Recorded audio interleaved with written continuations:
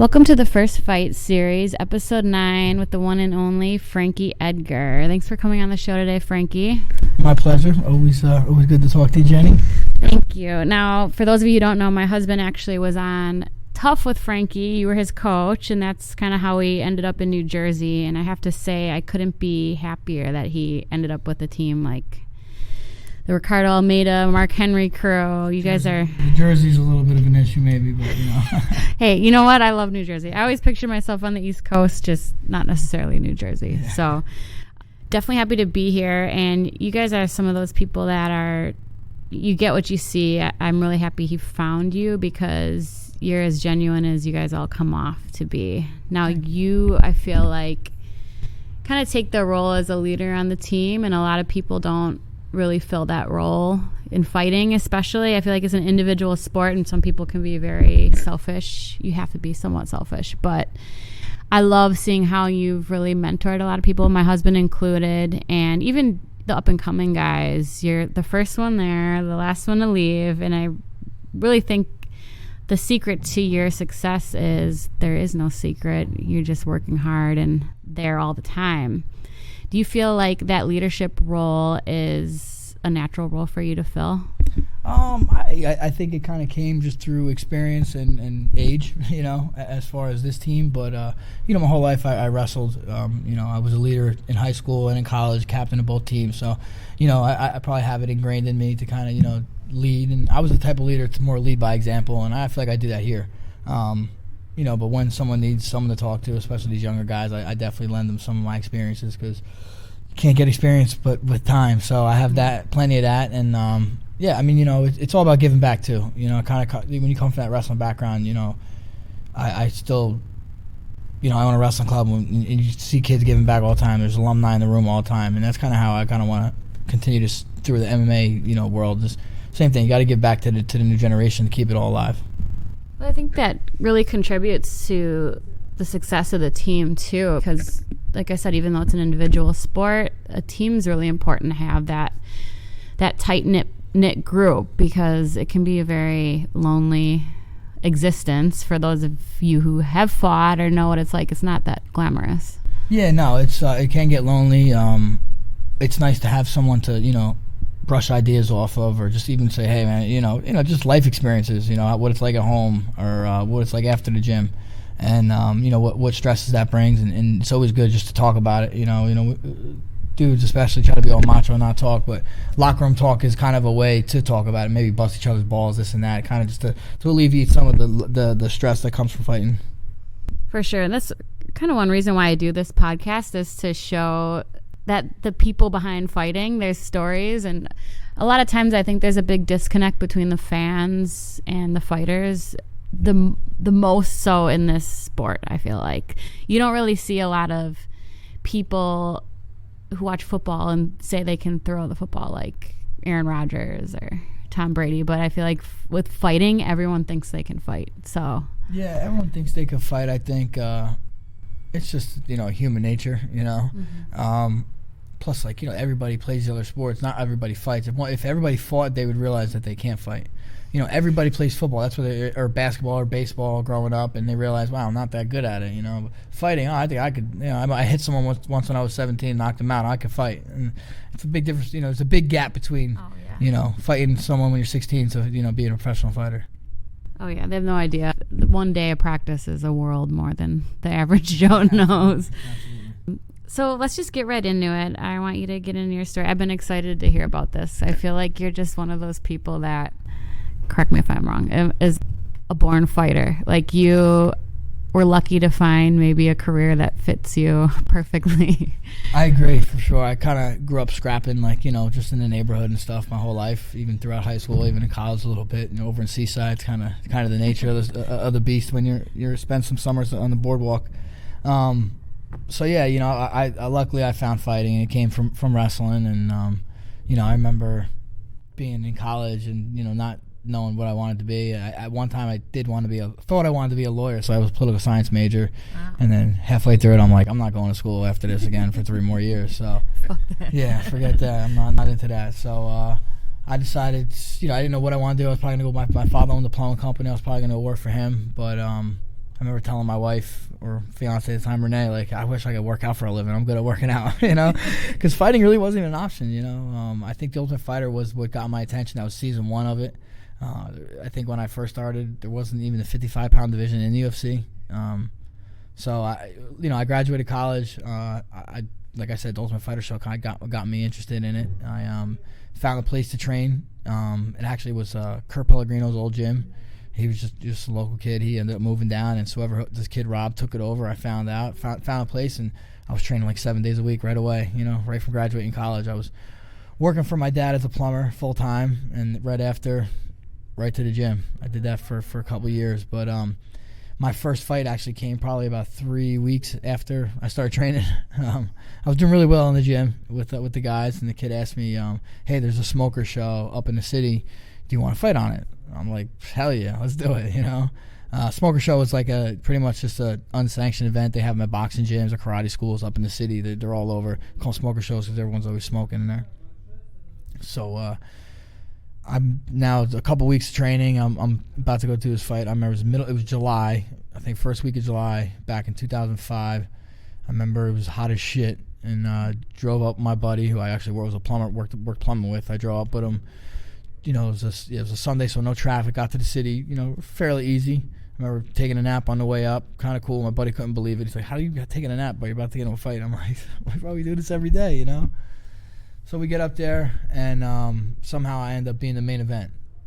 And this is a boxing gym. It's called, I guess it don't matter, Jerome's Boxing Gym. This is in the Bronx. It's a little suspect. You get paid for $10 for every ticket you sell.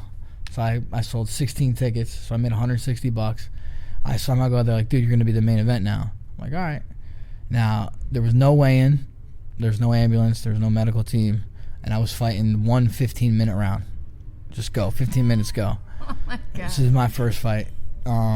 So my team goes out. A couple of my buddies go out there and knock some dudes out. Some dude actually pulled out, so some kid came out of the crowd with jean shorts on and knocked someone out. People are drinking 40s in the stands. I think my dad was on the rope. I felt like grabbing the ropes, you know. So I go out there. I fight the kid. He's from New York, so I get introduced first. Everybody's booing, talking shit to me. It's a small gym, you know, so they could talk pretty much in my face. So he comes out. This kid, the crowd pops, goes crazy for him. This kid, Eric Uresk, actually. I think he coaches that at Alliance in San Diego now. It's kind of funny. But he was, you know, heralded pretty good at the time. I think, you know, the rumor was he was going to get to the UFC at the time. So I think he thought I was some chump, you know, didn't really know me. So we go out there. I remember a ref blows the whistle, and go out there. He starts throwing some punches. He gets me in a tie clinch. I don't know. My stand-up is very suspect at this point. I can wrestle, but again, I wanted to stay. I wanted to see if I had the chops. You know what I mean? Yeah. So he gets me a tie clinch. One knee, two knees, pretty flush to the face. I shake out of it. I shake my head. I'm like, "Fuck this! There's no way I'm going out like this." You know? So I kind of just marched at this dude, started throwing punches, my chin in the air and everything. Eventually get him on the ground. We get back up. I hit like an arm drag, which is like a straight wrestling move. Yeah. Back to the ground. I end up mounted, finished him with strikes from the top position. Probably like 2.5 minutes. I was so damn tired. The strikes I was hitting him with were like pillow punches. So it was so funny. But I won. I remember getting up, talking shit to the crowd, you know, because they were just talking shit to me.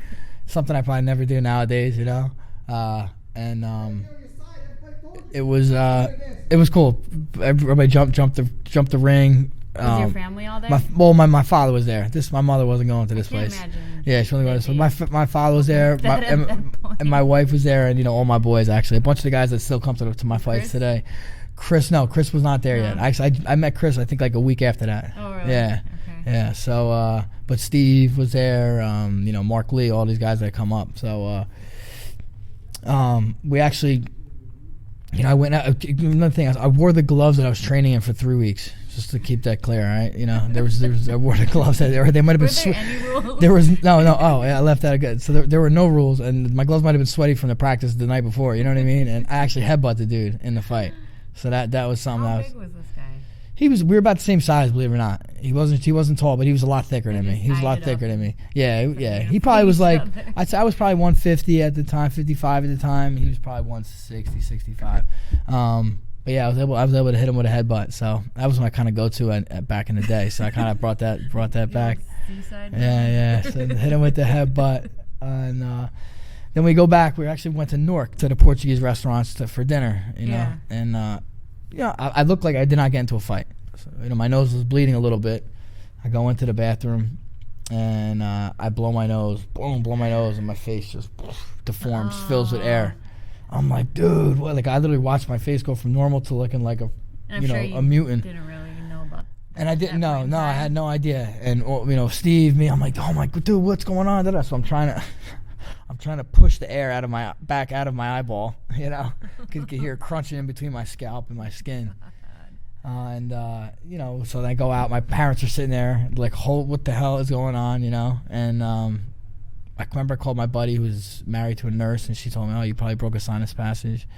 And that's what happened. So I went to the hospital. I ended up, I went to the hospital, ended up breaking my face. Just had no surgery or anything. So I had to get some antibiotics and let it seep out. But I was in work on Monday, digging holes again. So how long was it until your next fight? That was in July. My next fight was October of that same year. October, yeah. So I ask a lot of people this, but did you know right away you wanted to continue doing that? Yeah, I did. And I think the biggest thing was I broke my face, and I still wanted to do it, Yeah. And, that sucks, breaking your face. My face actually still numb a little bit in certain areas. And actually, I broke the other side, too, not too long ago, so. So I feel like there's nothing like that first time. It's like such an adrenaline dump. It's like a time outside of regular time. Everything's slow. It's just a life experience I feel like a lot of people need to have. But were you in your element? For me, I was in my element, especially that setting. I'm not no people. I'm a gangster. I'm no gangster. I'm just a kid from the Jersey Shore that grew up getting into scraps and fights and fighting at parties and people jumping people. That's just kind of how we grew up around here, So, like that chaos, and especially the fact that I'm in there, dudes are right on top of me talking shit to me. I did feel at home. I felt like it was like a Saturday night. Like I'm at Seaside, people were talking shit, and I'm banging out with somebody. So, to me, it was fitting perfectly. What did Renee think about it? Yeah, she knew what she got into when she signed up with with my ass, and she knew. I've known her since my whole life, so she, I've gotten into fights in her kitchen before growing up, so she knew this was something that I was made for me. Yeah. And she supported it. She never didn't. Even my parents at first they definitely were kind of against it. I just graduated college. I had a degree in. Especially at that point in time, I feel like it wasn't as legitimate. It wasn't. And actually, I was a plumber until my third fight in the UFC. So 8 fights, I still worked as a full-time plumber. Even 3 fights into the UFC, I worked as a full-time plumber. Just because I bought a condo in the process, and I couldn't just be like, all right, I'm gonna just fight. I was like, I gotta pay my bills and still do it. People have no idea like what it takes where you can finally cross the threshold of being able to do it full-time. But it's full-time work, but it's not full-time money always. I feel like you see a lot of these young kids, they either leave college or graduate high school, and they're like, oh, I'm gonna fight. I feel like they do it just because they don't want to start real life yet. So the excuse of being broke is like, oh, I'm a fighter. I'm a fighter. I couldn't do that at the time. I know what I wanted to do. I wanted to be a successful person, and I didn't know if fighting was actually even going to be a possibility. So I was like, all right, let me get something under me. I was in the union as a plumber. My dad had a company. I knew that that was a future. But at one point, I said, all right, now we can do this for real. That kind of leads me to my next question. Is, I guess you answered it, but you never foresaw the life you have today, like building that from fighting? Not really, no. Like I said, 55 wasn't even a weight class at the time. I thought when I first started fighting, I first fight in the Bronx, I thought if I was going to fight professionally, it would have to be overseas because Japan, all the little guys are over there. I just didn't. I lucked out. That's how I feel. Of course I worked hard, but I worked hard as a wrestler my whole life because I wanted to be such a good wrestler, not knowing that it was going to lead to this. Yeah. It's amazing. Do you feel like you still have that underdog mentality, like, that has stuck with you through your whole career? Because obviously in the beginning, BJ Penn, you were a huge underdog. Is that part of, like, your identity as a fighter? Yeah, I feel like just my identity as a person. I've always liked the underdog. You know, even in high school, I started wrestling late as a that time standards, and I didn't do well at first. So I was kind of like coming out the basement always, and I like that role. And when I first got in, it was, oh, you're too small, 55. You're not going to be good. And it's like, oh, now you're too old. So. This role is perfect for me. I'm okay. The undersized overachiever, I like to say. I definitely feel like you thrive off of that, and it's a very fitting title for you. So obviously it helps motivate you in your fights. I know Corey loves when he's underdog. He feels like, I don't know, he performs better when he is. I mean, it kind of has pressure off, In my mind, I'm never an underdog. I put the pressure on myself. I think I could beat everybody, Yeah. That's you have to go into a fight like that. You have to. So I think I'm not the underdog. I just feel it's even better when you are and you win. It's like, damn, I told you so. Mm-hmm.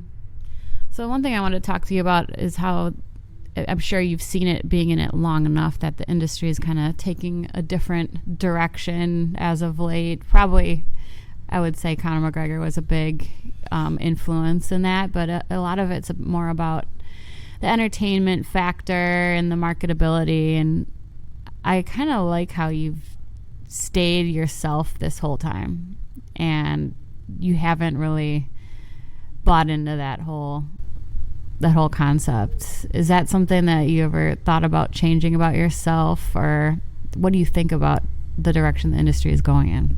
Yeah, I mean, it's always going to change. Nothing's ever going to stay the same, I come from, it's crazy to say I come from a different generation, and, like the guys I looked up to, like Randy, Couture, Chuck, George St. Pierre, those guys, they didn't change. They were themselves, and they were super popular, and people wanted to see them fight, and I figured that's my best bet, it's just being myself and let my fighting attract people to me, or my heart, the way my character, stuff like that. Although you see these guys doing it, and they try to emulate Conor, and not many people can. He's good at what he does. He's entertaining. It's funny, But I do think that a lot of everyone's like, oh, I think there's room for it. There is room for it because there's so many different personalities in this world. Some people are gonna like that guy. Some people are gonna like this guy, and that's just what it is. And unfortunately, it comes with people being disrespectful and a little douchey and stuff like that. But you're gonna see that in all walks of life. Mm-hmm.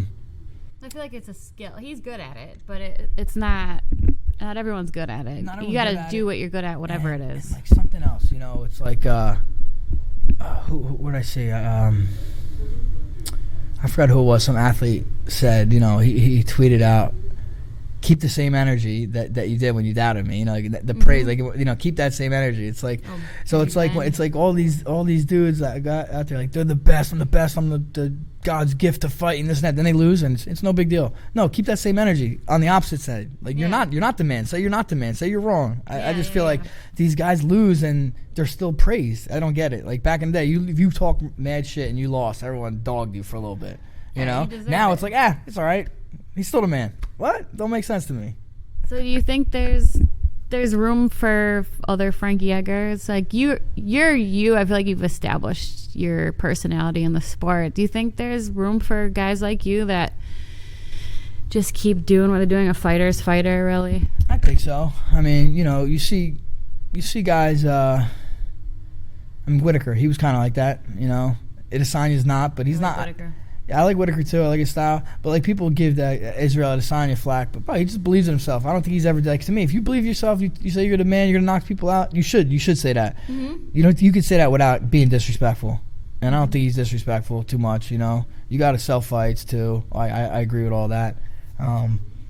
But I think if, like I said, he's himself. That's why it's real. That's why it's okay. People that force it, that's when it's like, smell it when it's not. Yeah, I mean, you know who they are. You know what I mean? Yeah. It's and everybody knows it. And I guess that's their way. They're like, let me just get everyone against me. Ugh. That's another way to Covington. Yeah, comes to mind. Yeah, that's about the top of the list.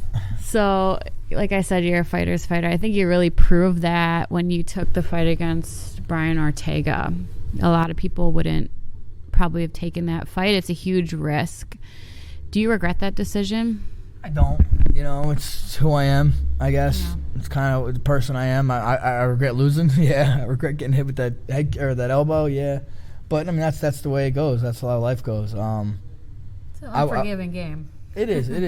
But life is this. Yeah. I mean this. It gives you hardships that life. I live a pretty good life. I make decent money. My kids are healthy, so I don't have many hardships. My hardships come from fighting, and the loss is there. I'll take those hardships any day of the week. Oh, for sure. Is there anything about your career that you ever regretted?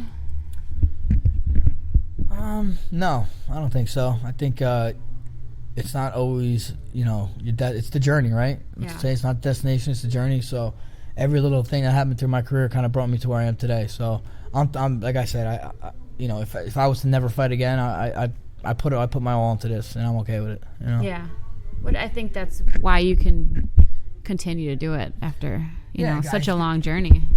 Yeah, I mean, I still have joy. It still brings me joy. I like being in the gym. I like being around the guys. It's fun to me.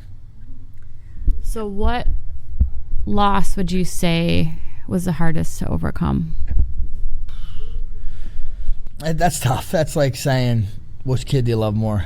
You know what I mean? Uh-huh. They all are tough in their own way. The second Aldo fight really stung. Just didn't. I kind of laid an egg that fight, and I was so close. And I thought if I won that fight, there's a good chance I could have fought Conor McGregor. I hated that fight. Aldo was super conservative. I feel like. But hey, that was the game plan, and I should have adjusted, and I didn't. And then obviously the Ortega one, I had that title shot waiting for me. It didn't happen, but it worked out. I ended up getting the title shot anyway.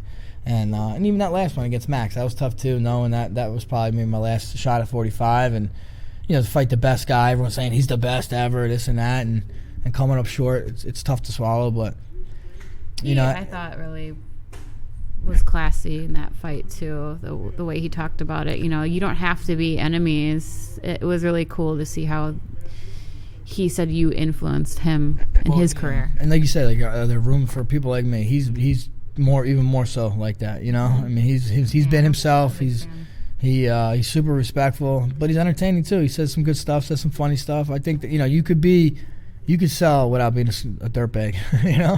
I think it's authenticity that people are attracted to. 100%. On the other end of the spectrum, what was your highest point, if you have one? I mean, winning the belt is always just the pinnacle of anything. I think the first one against BJ. And then another one was when I fought Gray Maynard the third time. Let him knock him out. That was pretty cool. And I remember going back to the hotel and Ali actually made me do it. And I'm glad he did now that I think about it. But we went through the front and it was jam packed.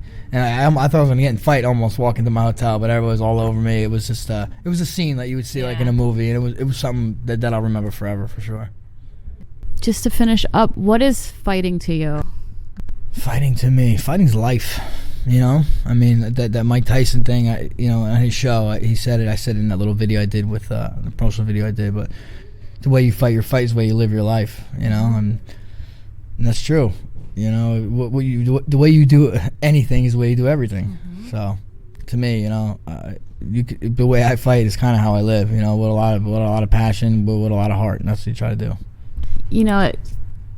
I don't know if you're familiar with the Teddy Atlas podcast. He had Dustin Poirier on. I don't know if you heard it, but I didn't know. But I mean, I've listened to Teddy before. Yeah, I love him, and he has a way with words. But talking about Dustin Poirier, he was talking about a championship fight being 25 minutes to make life fair, and that's something that really stuck with me. And I feel that's really fitting for you. I feel like that's kind of how you have acted out your whole career. Is just screw all the Conor McGregors, all the hype, all everything. When you're in there, that's when it's your chance to really make it all fair. Yeah, I mean, I do agree with that. You got 25 minutes to show up, make it like fair. I think Jack Dempsey was like, you don't have to be the best fighter in the world, but for 25 minutes, Mm-hmm. I don't have to be the best fighter before. I don't have to be the best fighter after, but for 25 minutes, I have to be the best fighter, and I get that. That means like show up and do the job, and you can make it all equal. Amazing. Well, thanks again for taking the time. I know everyone else is looking forward to this next era for you at 35. It'll be interesting. I think that's division's really exciting right now. So a lot of guys are flocking to it right now, and I think I had like 12 or 13 at 55, 12 or 13 at 45. We'll see how we get 12 or 13 at 35. Hey, I'm telling you from firsthand experience, Frankie keeps up with the young ones too still. So, well, thank you again, and we're looking forward to it. My pleasure, Jenny. Always good talking anytime.